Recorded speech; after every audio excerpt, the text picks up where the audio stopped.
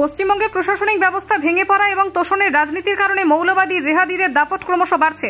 মুর্শিদাবাদে হিন্দু সম্প্রদায়ের মানুষ জেহাদিদের অত্যাচারে প্রাণের ভয়ে রাতের অন্ধকারে নদী পার হয়ে মালদহের বৈষ্ণবনগরে আশ্রয় নিচ্ছেন। ওয়াকফ সম্পত্তি সংশোধনী আইনের বিরোধিতার নামে হিন্দুদের ওপর নৃশংস আক্রমণ চলছে। একজন জনপ্রতিনিধি হিসেবে আমার প্রশাসনের কাছে আবেদন, দ্রুত ঘর ছাড়া হিন্দুদের নিরাপত্তা দিয়ে ঘরে ফিরিয়ে আনা হোক এবং অপরাধীদের বিরুদ্ধে কঠোর ব্যবস্থা নেওয়া হোক। এ রাজ্য শ্যামাপ্রসাদ মুখার্জির, হিন্দুদের নিজস্ব ভূমি, প্রশাসনের নীরবতা ভাঙা জরুরি।